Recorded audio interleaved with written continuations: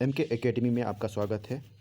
ये सीरीज है प्रायद्वीपीय भारत की नदियों की, जिसका आज हम भाग 3 कंप्लीट करेंगे। इस भाग के अंतर्गत हम बात करेंगे कृष्णा नदी की।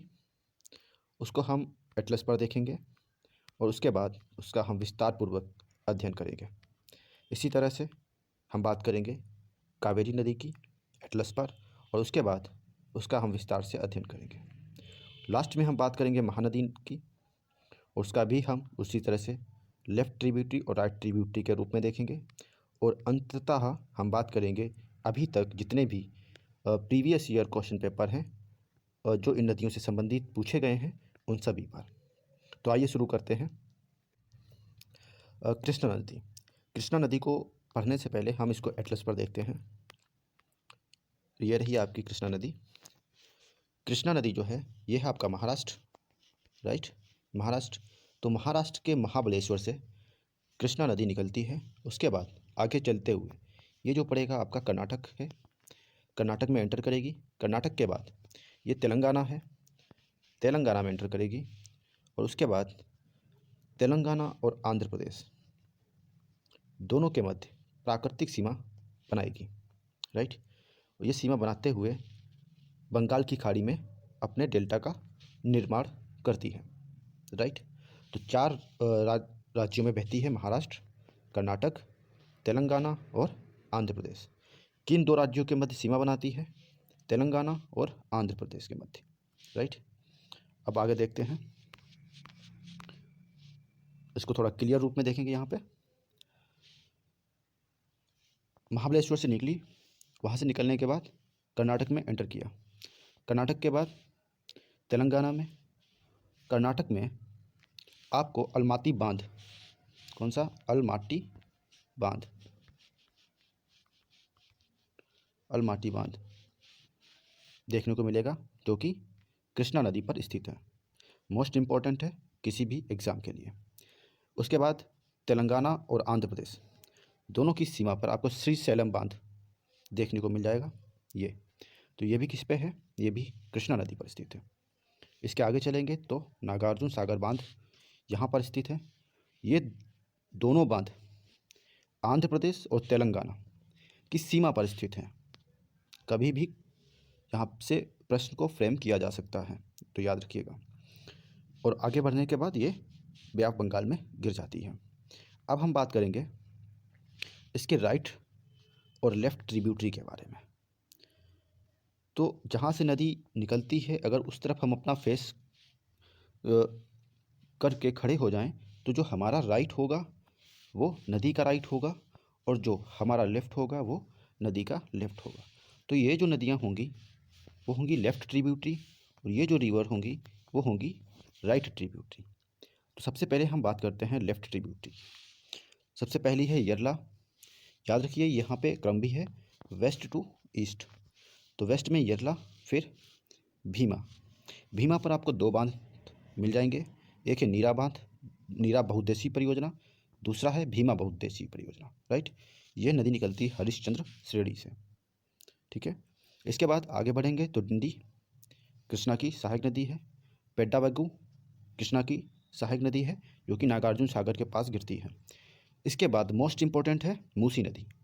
इसी मूसी नदी पर हैदराबाद स्थित है, राइट। एग्ज़ाम के लिए वेरी वेरी इंपॉर्टेंट है, ये याद रखिएगा, राइट।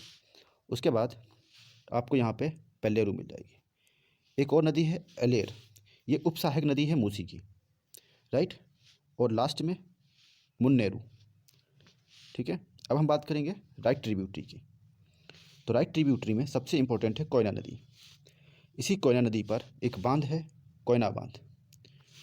जब भी कोई बांध होता है नदी पर तो उसके पीछे एक जलाशय का निर्माण हो जाता है। तो वो जो जलाशय है कोयना नदी पर, कोयना बांध पर, उसका नाम है शिवाजी सागर।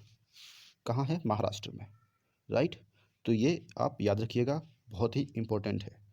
इसके बाद आपको मिल जाएगी वरना, फिर पंचगंगा, उसके बाद घाट प्रभा, मालप्रभा। दो नदियाँ तुंग और भद्रा कर्नाटक में जब आपस में मिलती हैं तो वो कहलाती हैं तुंगभद्रा। और ये तेलंगाना और आंध्र प्रदेश की सीमा पर जाकर कृष्णा से मिल जाती हैं। तो तुंगभद्रा राइट ट्रिब्यूटरी है कृष्णा की। एक और फैक्ट, तुंगभद्रा की सहायक नदी है हगरी। क्या है? हगरी। हगरी नदी जो है वो तुंगभद्रा की सहायक नदी है, राइट। नेक्स्ट, अब इसी पे थोड़ा सा आगे और देखते हैं, थोड़ा क्लियर करते हैं इस चीज़ को। कृष्णा नदी जो है कर्नाटक, तेलंगाना, आंध्र प्रदेश और महाराष्ट्र में बहती है। इसकी कुल लंबाई 1400 किलोमीटर है। इसका वैल्यूम आयतन जो है वो 2,58,948 वर्ग किलोमीटर है। इसके राइट और लेफ्ट ट्रिब्यूटरी की अगर बात करें तो राइट में है कोयना, एक ट्रिक भी है केवीपी जीएमटी। तो के से कोयना, वी से वरना, पी से पंचगंगा, जी से घाटप्रभा, एम से मालप्रभा और टी से तुंगभद्रा। ये जो क्रम है वो है वेस्ट टू ईस्ट, राइट। इसके बाद लेफ्ट ट्रिब्यूटरी, ये डीबीडी, पीएम, पीएम। ये से यरला, डी से डॉन, बी से भीमा, डी से डिंडी, पी से पेड्डाबागू, एम से मूसी, पी से पेल्लेरू और एम से मुन्नेरू। तो ये जो नदियां हैं वो कृष्णा की सहायक नदियां हैं। विस्तार से मैंने बता दिया है, विभाजन भी कर दिया है, राइट भी बांट दिया है, लेफ्ट बांटा है, वेस्ट टू ईस्ट बांटा है, राइट। आगे चलते हैं।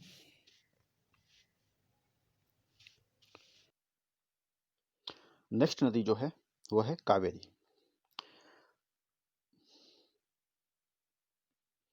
तो कावेरी को हम एटलस पर देखते हैं। कावेरी जो है वो ब्रह्मगिरी की पहाड़ियों से निकलती है केरल के पास से, वहाँ से बहते हुए कर्नाटक में बहती हुई ये तेलंगाना में जाती है। तेलंगाना के बाद ये पुदुचेरी जो कि हमारा यूनियन टेरिटरी है उसमें भी बहती है। तो इसका अगर विस्तार की बात करोगे तो केरल, कर्नाटक, तमिलनाडु और पुदुचेरी 4 राज्यों में या और केंद्र शासित प्रदेशों में बहती है, राइट। अब इसको हम अच्छे से क्लियर रूप में देखते हैं। तो हम आगे चलते हैं। यहाँ पे पहले इनको राइट और लेफ्ट ट्रिब्यूटरी देख लेते हैं। ब्रह्मगिरी से निकली कर्नाटक में बहते हुए, राइट। इसी पर एक सागर है कृष्ण राजा सागर। कौन सा? कृष्ण राजा सागर। पूछा जा सकता है कि कृष्ण राजा सागर किस नदी पर स्थित है? तो कावेरी नदी पर है, राइट। आगे बढ़ेंगे तो कर्नाटक में ही एक फॉल है कावेरी फॉल। तो कावेरी फॉल ये नहीं पूछेगा कि किस नदी पर है क्योंकि नाम से ही है, लेकिन ये जरूर पूछ सकता है कि किस राज्य में है। तो राज्य है वो आपका कर्नाटक, राइट। उसके बाद लगभग कर्नाटक और तमिलनाडु की सीमा पर होगेनकल, कौन सा? होगेनकल वाटरफॉल स्थित है। होगेनकल जलप्रपात स्थित है, राइट। इसके बाद आगे बढ़ेंगे तो तमिलनाडु में कावेरी नदी पर स्टेनले वाटरफॉल स्थित है, राइट। उसी के आगे एक बांध है मैत्तूर बांध। मोस्ट इंपॉर्टेंट है, सभी फैक्ट यहाँ पे इंपॉर्टेंट है, याद रखिएगा, राइट। इसके आगे चलेंगे तो आगे चलते हुए कोल्लीडम बांध है और पुदुचेरी में कराईकल के पास ये अपने डेल्टा का निर्माण करती है और बे ऑफ बंगाल में जाके गिर जाती है, राइट। अब हम बात करेंगे इसकी लेफ्ट ट्रिब्यूटरी। जैसा कि मैंने बताया ऊपर जो है वो लेफ्ट है और नीचे राइट है। इधर वेस्ट है और इधर ईस्ट है। तो वेस्ट में हेमवती, फिर सिमसा और सबसे ईस्ट में अर्कावती। तो ये जो 3 नदियां हो गई वो आपकी लेफ्ट ट्रिब्यूटरी हो गई कावेरी नदी की, राइट। अब हम बात करते हैं कावेरी नदी की राइट ट्रिब्यूटरी के बारे में। तो सबसे पहली जो है वो है लक्ष्मण तीर्थ, फिर है हेरंग, उसके बाद कबानी, फिर सुवर्णवती, राइट, सुवर्णवती, फिर भवानी, उसके बाद नोइल और अमरावती। कौन सी? अमरावती, ठीक है। तो ये आपकी कावेरी नदी हो गई। और इसको और अच्छे से देखेंगे थोड़ा सा तो इसकी कुल लंबाई है 800 किलोमीटर, वॉल्यूम है 87,900 वर्ग किलोमीटर। इसका विस्तार जो है केरल, कर्नाटक, तमिलनाडु तमिलनाडु और पुदुचेरी में बहती है, राइट। इसकी राइट ट्रिब्यूटरी के बारे में अगर बात करोगे तो है लक्ष्मण तीर्थ, हैरंग, कबानी, स्वर्णवती, भवानी, नोइल और अमरावती। ट्रिक अगर आपको यूज करना है तो कर सकते हो, आपकी मर्जी के ऊपर है। लेफ्ट है हेमावती, सिमसा, अर्कावती और तिरुनानी मुत्तई। इसके लिए ट्रिक है हसत, HSAT, हसत, राइट। तो ये कंप्लीट होता है आपका कावेरी। नेक्स्ट चलते हैं महानदी। तो महानदी जो है वो छत्तीसगढ़ के दंडकारण्य से निकलती है, वहाँ से बहते हुए उड़ीसा में आती है। उड़ीसा में जैसे ही एंटर करती है, वहाँ पर एक बांध है, हीराकुंड बांध परियोजना। कौन सा? हीराकुंड बांध परियोजना। मोस्ट मोस्ट मोस्ट इंपॉर्टेंट है। इसके बाद आगे चलेंगे। आगे चलने के बाद इस नदी पर एक शहर स्थित है, कटक। पूछा गया है, पूछा जाता है, राइट। आगे चलकर इसके इस साइड में, लेफ्ट साइड में भितरकनिका राष्ट्रीय उद्यान है और इधर भुवनेश्वर स्थित है। और उसके बाद ये अपना डेल्टा का निर्माण करती है बंगाल की खाड़ी में, राइट। तो ये हमने एटलस पर देखा महानदी को, अब इसको अच्छे से देखते हैं। महानदी की बात करें तो ये दंडकारण्य से निकलती है छत्तीसगढ़ से। छत्तीसगढ़ से बहते हुए उड़ीसा में आती है। उड़ीसा में आपको मिल जाएगा हीराकुंड बांध परियोजना। उसके बाद इस पर स्थित है कटक। फिर यहाँ पर बे ऑफ बंगाल में जाके गिर जाती है। अब इसकी हम ट्रिब्यूटरी की बात करें तो ऊपर जो हो गई वो लेफ्ट हो गई और नीचे राइट ट्रिब्यूटरी हो गई। इसमें ये वेस्ट हो गया और ये ईस्ट हो गया, राइट। तो ये हो गया। अब हम बात करेंगे सबसे वेस्ट में तो है शिवनाथ, फिर हसदो, फिर मंड, फिर ईब, आई बी, ई ब, राइट। ओब जो है, अगर ओब नदी की बात करोगे तो ओब नदी जो है वो आपकी स्थित है रूस में। ओब नदी जो है वो रूस में स्थित है, राइट। अब हम बात करेंगे महानदी की राइट ट्रिब्यूटरी के बारे में। तो राइट में है पैरी, जोंक, ओंग और तेल नदी। इसमें इंपॉर्टेंट सबसे ज़्यादा है तेल नदी, बाकी भी इंपॉर्टेंट है, पर सबसे ज़्यादा जो इंपॉर्टेंट अगर सहायक नदी की बात करोगे महानदी की, तो तेल नदी के बारे में पूछा जाता है। वैसे ओब के बारे में पूछा गया है, हस्तों के बारे में भी पूछा गया है, राइट। तो ये हो गई आपकी महानदी।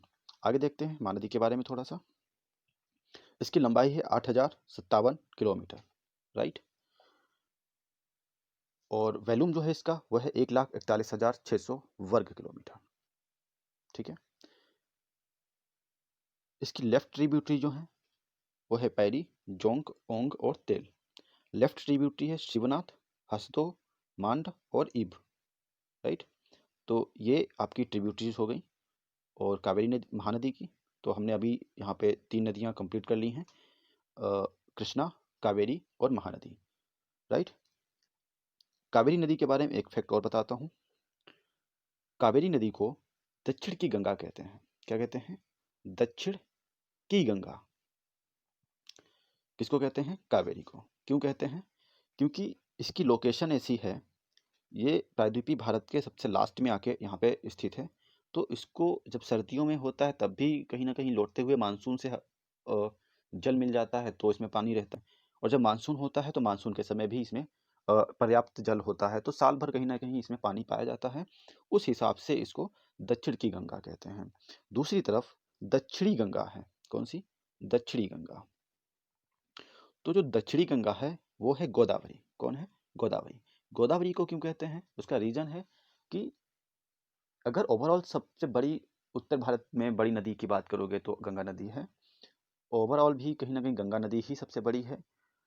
और अगर हम प्रायद्वीपीय भारत की सबसे बड़ी नदी की बात करें तो गोदावरी नदी है। तो इस परिप्रेक्ष्य में जो गोदावरी है वो दक्षिणी गंगा है प्रायद्वीपीय भारत की, राइट। तो ये थी 3 नदियाँ जिनका भी हमने अध्ययन किया। अब हम बात करेंगे एमसीक्यू के बारे में, जो इन नदियों से संबंधित अभी तक प्रश्नों को पूछा जा चुका है, उस पर डिस्कशन करेंगे। वहाँ से भी कुछ इंपॉर्टेंट फैक्ट आपको मिलेंगे, राइट। तो चलते हैं। पहला प्रश्न है जो आपसे पूछा जा चुका है एग्जाम में, वो है कि निम्नलिखित कथनों में से सही कथन का चयन करें। ये बेसिकली यूपीएससी में पूछा गया होगा। तो कथन 1 जो है वो ये कहता है कि पश्चिमी घाट की नदियाँ डेल्टा का निर्माण नहीं करती, राइट। दूसरा है वे छोटे मार्ग से तीव्र गति से कड़ी चट्टानों के ऊपर प्रवाहित होती हैं। आपके ऑप्शन हैं कथन ए सही है तथा बी दोनों सही हैं, तथा कथन बी कथन ए की सही व्याख्या नहीं करता, सॉरी व्याख्या करता है। तो ये सही है या गलत, तो आपको बताना है। कथन दूसरा है कि कथन ए तथा बी दोनों सही हैं, परंतु कथन बी कथन ए की सही व्याख्या नहीं करता। सी है कथन ए सही है परंतु बी गलत है। डी है बी सही है परंतु ए गलत है। इसका उत्तर है आपका ए। कैसे, ये देखते हैं। पश्चिमी घाट की नदियां डेल्टा का निर्माण नहीं करती, राइट।